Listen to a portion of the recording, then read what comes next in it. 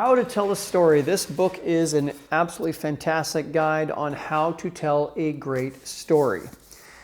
Telling stories is not just for around the campfire. It can help you be more persuasive if you're giving a presentation, if you're in a sales situation. I personally have used stories to overcome objections, close more business. This skill set is also very important when it comes to precious moments like a funeral or giving a tribute to someone. Storytelling is an incredibly important skill, and this is one of the best books I've ever read on the topic of storytelling. So it's called How to Tell a Story by Meg Bowles, Catherine Burns, Jennifer Hicks and Sarah, Austin Janess, and Kate Tellers. They are over at the Moth Radio Hour, which is a radio show all about storytelling. I'm going to share with you a few of my favorite takeaways from this book and also how you can apply it in your everyday life. So first things first, they talk about how important structure is. This may sound like old campfire wisdom, and it is. We want to have a beginning, a middle, and an end. Now, in my experience, the beginning is usually about setting up the context.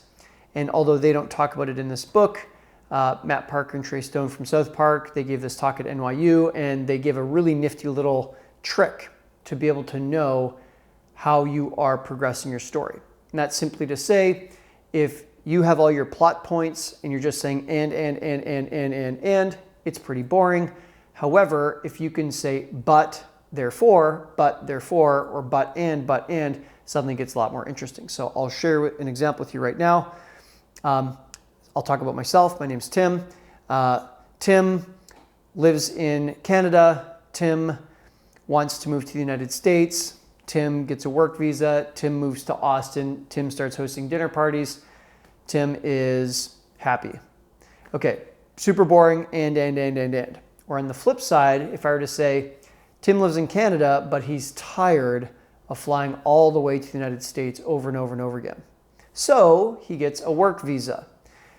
Tim is now officially able to move to the United States, but he doesn't know where to live. So he does a lot of research, talks to some friends, and it turns out Austin, Texas is the right choice for him.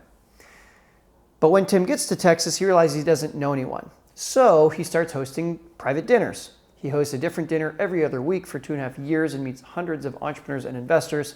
Tim is happy.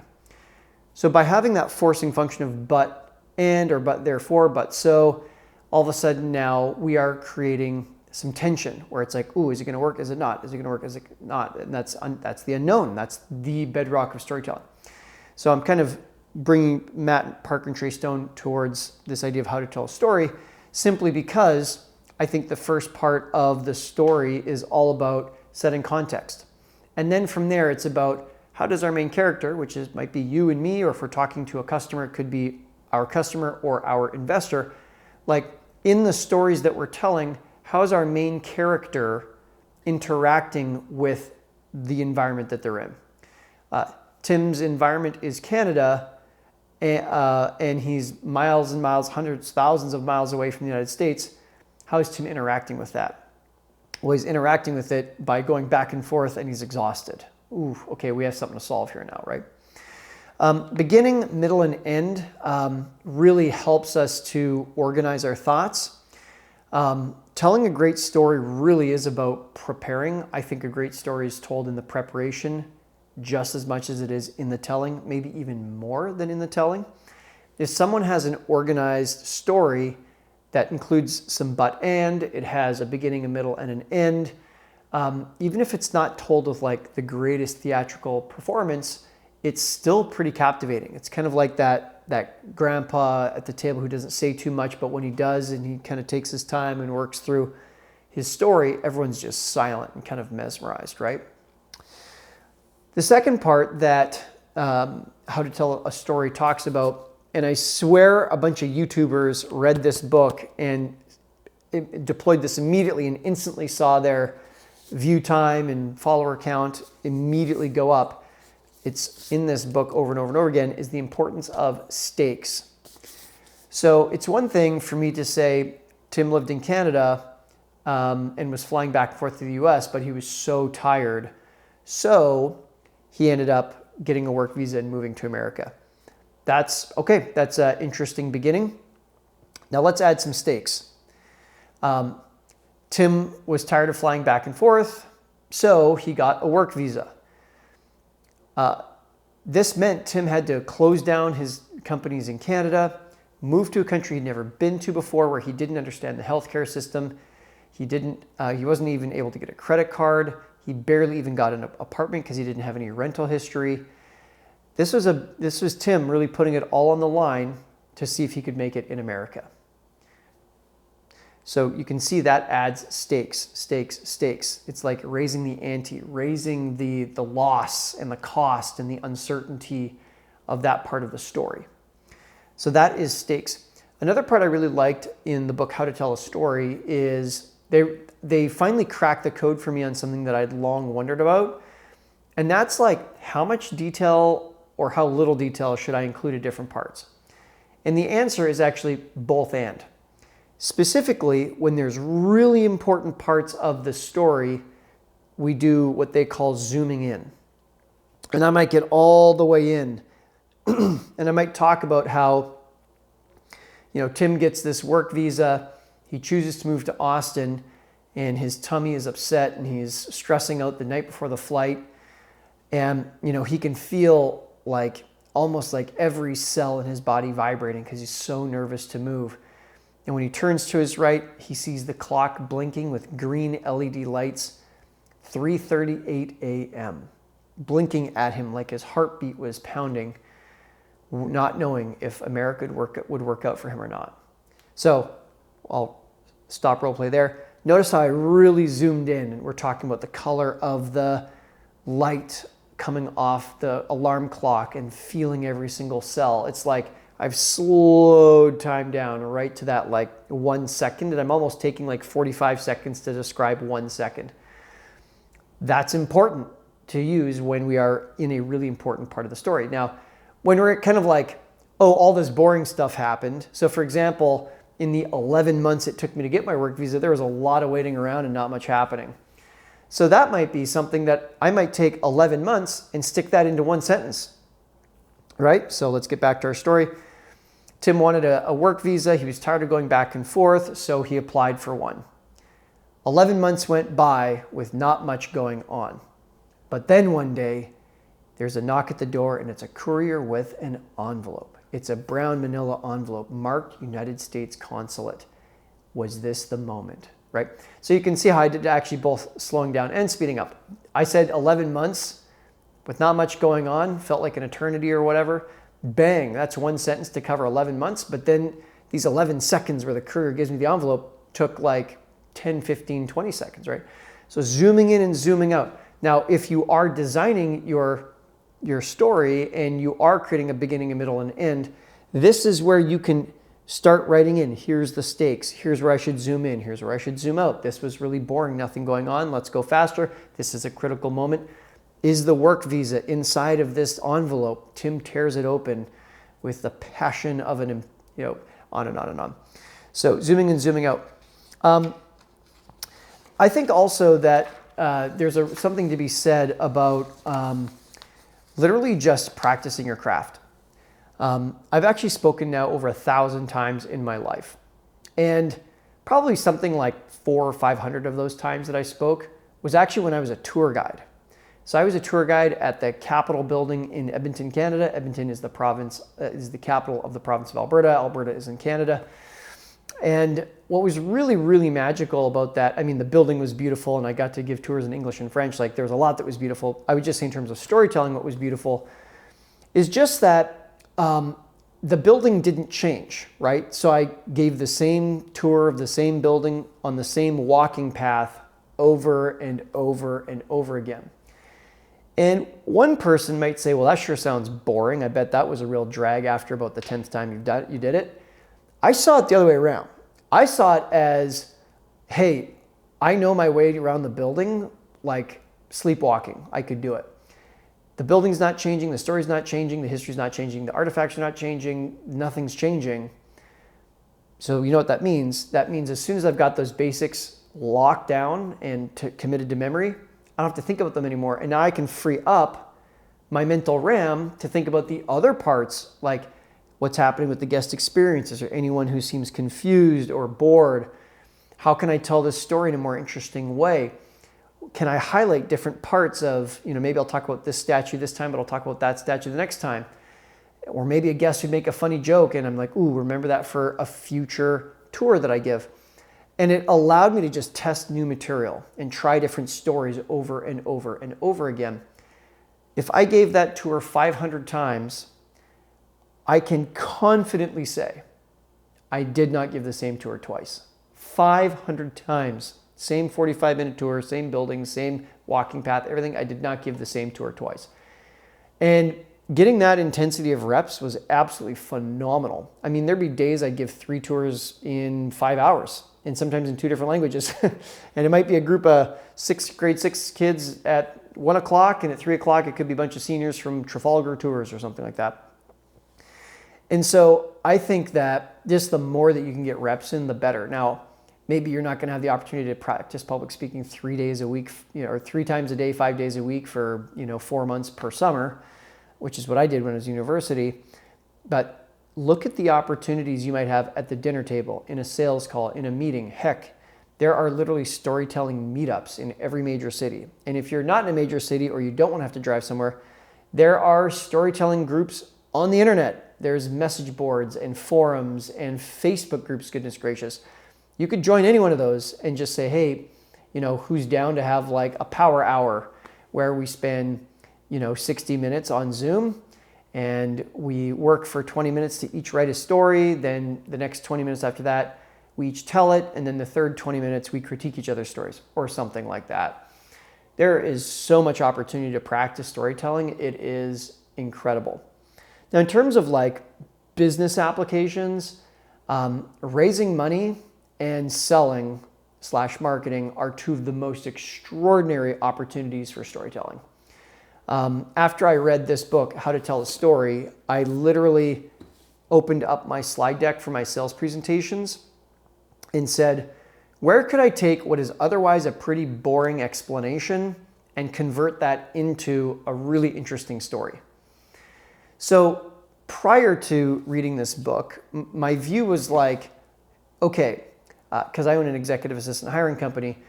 And so sometimes customers would be like, oh, well, I don't really know if I want an assistant that's domestic. Like, they seem kind of expensive compared to overseas. And then I would just sit there and like a puppet, I'd be like, oh, well, here's the pros and cons. So that's an example. There's maybe like 3 or 4 things like that customers or prospects oftentimes had questions about. And I would just kind of give them a factual answer and they're like, okay. And I mean, they were like satisfied, but would I say that they were like really moved and convinced? Probably not so much. So I think in terms of how to tell a story, how can I address that exact same situation? And this is what I say now. I'll say, so many years ago, I failed with 5 assistants in a row. Always the overachiever. After my 5th failure, I was standing in the bathroom, looking in the mirror, and it dawned on me, like a person who's been divorced 5 times, I just failed with my 5th assistant in a row. Maybe this has something to do with me. So pause right there. People will start laughing. So people go from like, when I didn't have stories, they was like, oh, okay, I guess that's all right. And they're just kind of boring and dry. Now, not only are people getting on board with me, they're giggling and having a good time. So, like a person who's been divorced 5 times, maybe I had something to do with it. Then after that, I jumped in the shower and the wildest question floated to my mind. A true shower thought. I get a lot of my best ideas in the shower. Maybe you can relate. This question floats in, and the question was absurd, but incredibly helpful. And the question was, if I was legally bound to staying with my next executive assistant for 3 years, can't fire them, can't reassign them, stuck with them for 3 years, what would I do differently?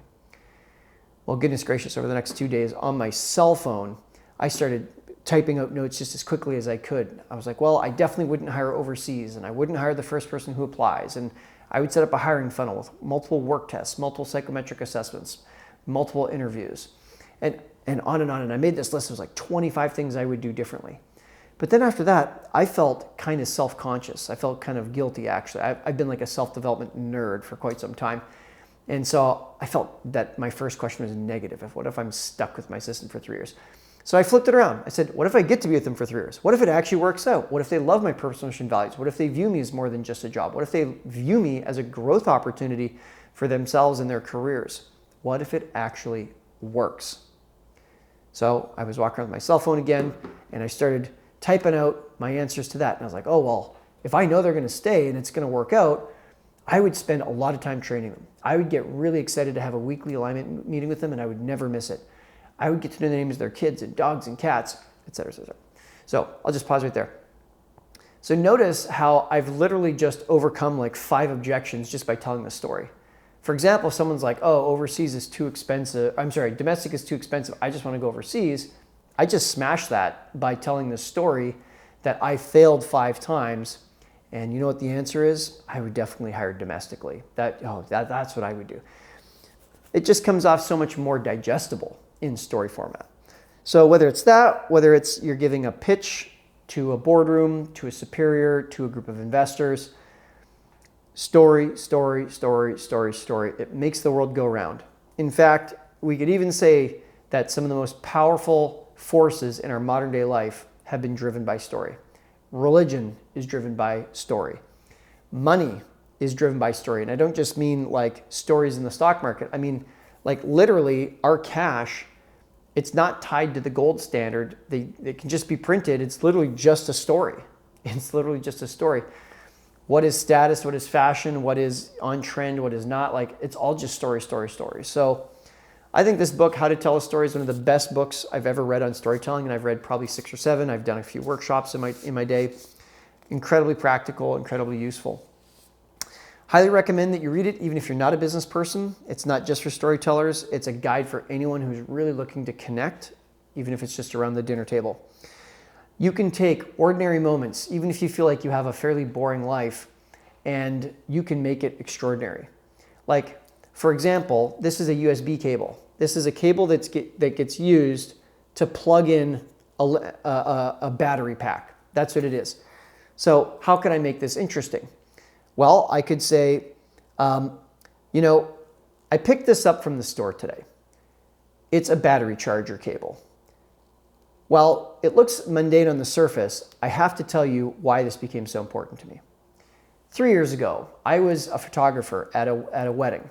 This was the magic day where every single person there had flown in. It was a destination wedding, and you could tell the couple had been eagerly awaiting this opportunity to be together for the rest of their lives and to celebrate this magic marriage with one another. By the way, I'm making up all of this on the fly. I'm adding stakes, I'm zooming in, I'm zooming out. Watch this at play. As a photographer, I flew down and I was with them, and I couldn't believe how beautiful it was. The sun is going down at just the right time. The wedding director was clearly expert at what they did. They had everyone all lined up.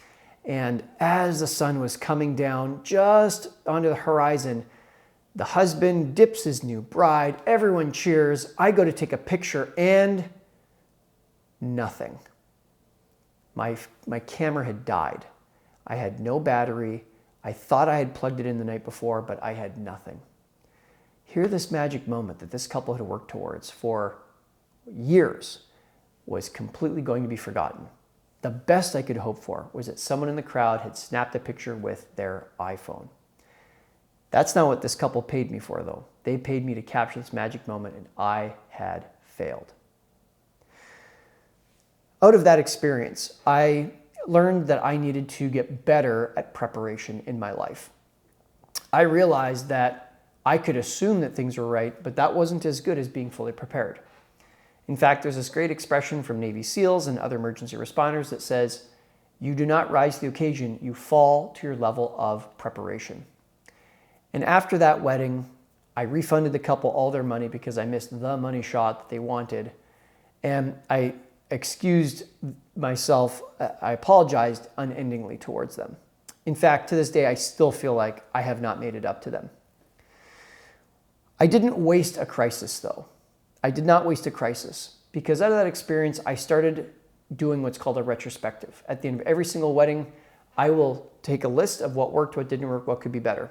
That helped me to develop my pregame checklist, which I run through now every single night before I have a wedding to shoot the next day. And lo and behold, this right here is all that was missing that day at the wedding.